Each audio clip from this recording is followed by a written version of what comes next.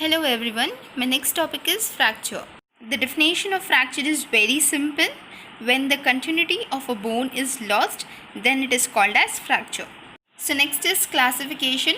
There are different types of fracture. The first one is according to the plane of the fracture surface, means in which direction the fracture is occurring, according to that it is being classified. In that, the first one is transverse fracture. It is called transverse fracture when the plane of the fracture surface is perpendicular to the long axis of the bone. That is, the fracture line is perpendicular to the shaft. In normal language, you can say here the break is in the straight line across the bone. Next is spiral fracture. This spiral fracture, it is also called as torsion fracture because it usually caused by the torsional stress. Okay. So when the plane of the fracture surface is spiral, then it is called as spiral fracture. It usually occurs because of rotational or twisting force. It is a complete fracture, whereas transverse fracture was also a complete fracture. Next is oblique fracture. So when the fracture surface forms an angle with the long axis of the shaft, then it is called as oblique fracture. These fractures are slanted fractures that occur when a force is applied at any angle other than the right angle to the bone, then oblique fractures occur. Next is comminuted fracture. So when there are more than two fragments of bone present, means the bone is broken into more than two pieces, then it is called as comminuted fracture. So next is compression fracture. This will occur because of compression force, which will result in compaction of bony trabeculi, causing decreased length or width of a portion of the bone. So usually this occurs because of loss of bone mass, that is due to osteoporosis, which occurs as a part of aging.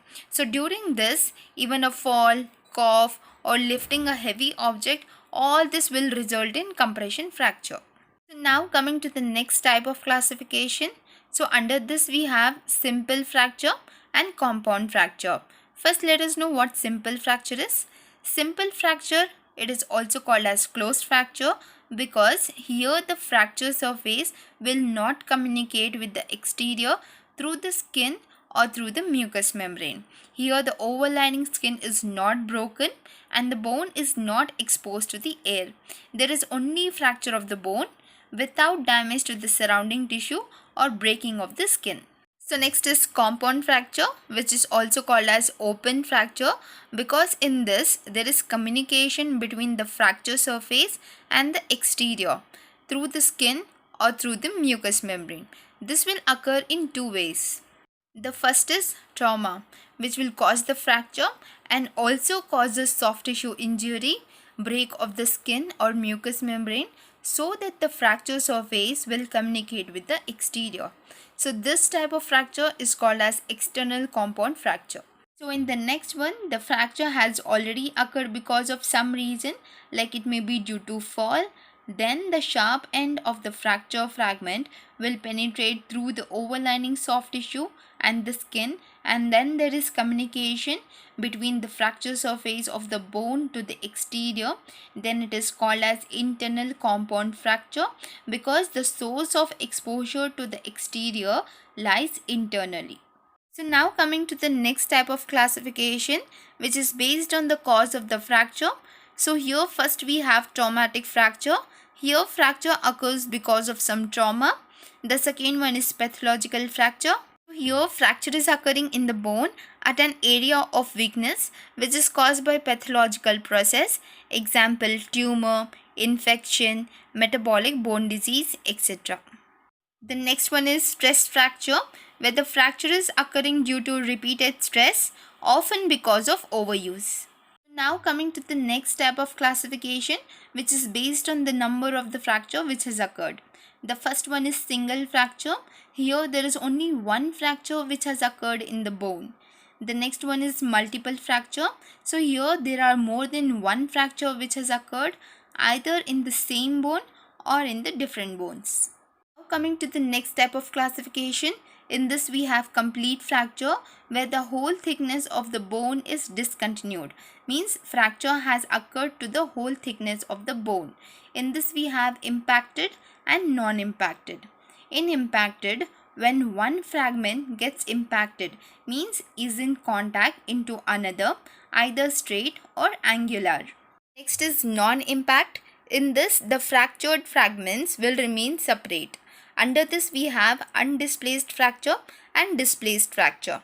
The first one is undisplaced fracture. So here, when the plane of cleavage exists but without any angulation or displacement, means the bone does not get displaced and there is no angulation. It will remain in the same plane even after the fracture. The next one is displaced fracture. Displaced fracture, the fractured fragment will not remain in the line, but instead it will get displaced, means move from its normal position. Next is incomplete fracture. In this type of fracture, it does not involve the whole breadth of the shaft, means a portion of it will still remain intact. Example, when a fracture has occurred in a bone, it does not get separated into two fragments. Here, still one fragment will remain attached to the other fragment of the bone. Example for incomplete fracture is Greenstick Fracture. This mostly occurs during infancy and childhood when the bones are soft. Here a bone bends and cracks but does not break into two separate pieces because one cortex is fractured and the other cortex is still intact. Next example for incomplete fracture is Taurus or buccal fracture. It is a compression fracture on one side of the bone which will cause the bone to bend or buckle towards the damaged side. Next, there are few peculiar fractures. The first one is depressed fracture. It results from a blunt force trauma. It is a comminuted fracture, means there are more than two fractured fragments present, in which the broken bones is displaced inwards, because of which it is called as depressed fracture. The next one is fracture, which is involving the joint. The third one is fracture dislocation, when there is a dislocation of a joint along with the fracture of one of the bony components of the joint. Fourth one is complex or complicated fracture. It is called as complex fracture because the fracture is accompanied by the damage of the major neighboring structures. It can be nerves, vessels or viscera like heart, lungs, etc. etc. Next is clinical features of the fracture. The symptoms which can be seen are pain. Pain will occur even if the fracture is pathological fracture. Next is loss of function, that is unable to move the fractured limb. The third one is deformity, which is due to the displaced bone fragment. Swelling can occur because of hematoma. The next is local examination. Here the injured side should always be compared to the normal side. In this we have first inspection, that is abnormal swelling and deformity should be inspected. Next is attitude. In certain fracture, the patient will adopt particular attitudes which are very diagnostic. Next is shortening. A little amount of shortening is always expected in fractures due to overlapping of the segments. The fourth is overlining skin. Wound which will communicate the fracture side to the exterior. All this has to be inspected. Next is palpation. So see for any tenderness, bony irregularities, that is the whole length of the injured bone should be palpated to note if there is any irregularity such as sharp elevation or a gap. Next is abnormal movements. This can be elicited by moving one fragment against the other. The fourth is crepitus. It is a sensation of grating which may be felt or heard when the bone ends are moved against each other. Next is measurements. Longitudinal measurement has to be taken to know if there is any shortening. Circumferential measurement has to be taken to know if there is any wasting due to injury. Next is movements. Good active or passive movements means there is no bone or joint injury. Now coming to diagnosis. Take a detailed history of a trauma. Localized pain will be present. Swelling and deformity will be present. Local bony tenderness will be present. Local bony irregularity will be present. Crepitus will be present. And finally an X-ray has to be advised. Now coming to the treatment. Treatment of closed fracture and that of open or compound fracture are different. So we are going to study each of it in detail in our next videos. Like my video, please don't forget to subscribe my channel. Thank you.